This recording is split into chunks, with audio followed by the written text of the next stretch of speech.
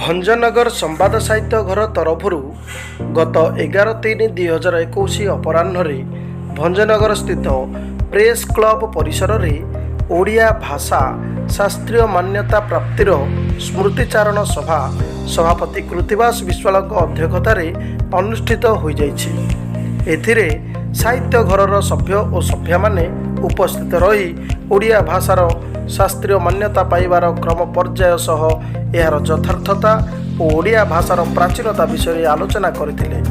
ଶାସିତ ଜନଙ୍କ ଭାଷା ଶାସକର ଭାଷା କରିବା ପାଇଁ ବିଭିନ୍ନ ସରକାରୀ ଦପ୍ତର ଆଦିରେ ଓଡ଼ିଆ ଭାଷାର ବ୍ୟବହାର ସହ ବିଭିନ୍ନ ଉଚ୍ଚ ଶିକ୍ଷାର ପାଠ୍ୟପୁସ୍ତକ ଆଦିକୁ ଓଡ଼ିଆରେ ପ୍ରକାଶ ଏବଂ ପ୍ରତିଯୋଗିତାମୂଳକ ପରୀକ୍ଷାଗୁଡ଼ିକ ଓଡ଼ିଆ ଭାଷାରେ କରିପାରିଲେ ଏହାର ଶାସ୍ତ୍ରୀୟ ମାନ୍ୟତାକୁ ଯଥାର୍ଥ ସମ୍ମାନ ମିଳିବ ବୋଲି ମତ ପ୍ରକାଶ ପାଇଥିଲା।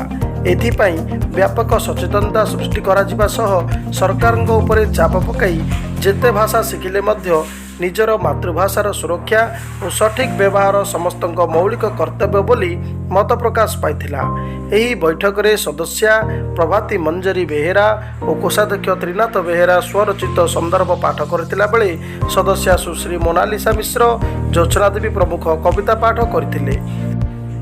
ଆଲୋଚନାରେ ଅଂଶଗ୍ରହଣ କରି ଅଧ୍ୟାପିକା ସୁଜାତା ସିଂ, ନଳିନୀ ପ୍ରଭା ଦାସ, ଡକ୍ଟର ଗାୟତ୍ରୀ ସାହୁ, ରୁନୁବାଳା ଦାସ, ଅଧ୍ୟାପକ ଦୁର୍ଗା ମାଧବ ଦାସ, ସହ ସମ୍ପାଦକ ଡକ୍ଟର ଗୁରୁମୂର୍ତ୍ତି ନାୟକ, ବରିଷ୍ଠ ସଦସ୍ୟ ପଦ୍ମନାଭ ପ୍ରଧାନ, ଉପଦେଷ୍ଟା ଷୋଳପାଣି ଶତପଥୀ, ଉପସଭାପତି ନେତାଜୀ ବିଶୋଇ, ସଂସ୍କୃତି ଗବେଷକ ସୁରେନ୍ଦ୍ର ଶତପଥୀ, ଗୋପାଳକୃଷ୍ଣ ଲେଙ୍କା, ସଂଗଠନ ସମ୍ପାଦକ ବିଶ୍ୱମ୍ବର ଜେନା, ରବିନାରାୟଣ ମହାନ୍ତି, ଡାକ୍ତର ସୀମାଞ୍ଚଳ ପତି, କୁମାର କାର୍ତ୍ତିକେଶ୍ୱର ପ୍ରଧାନ ପ୍ରମୁଖ ନିଜ ନିଜ ମତ ରଖିଥିଲେ। କାର୍ଯ୍ୟକ୍ରମକୁ ସମ୍ପାଦକ ସନ୍ତୋଷ ଜେନା ସଂଯୋଜନା କରିଥିଲା ବେଳେ ଅଧ୍ୟାପକ ଅଶୋକ କୁମାର ସ୍ୱାଇଁ ଧନ୍ୟବାଦ ଅର୍ପଣ କରିଥିଲେ।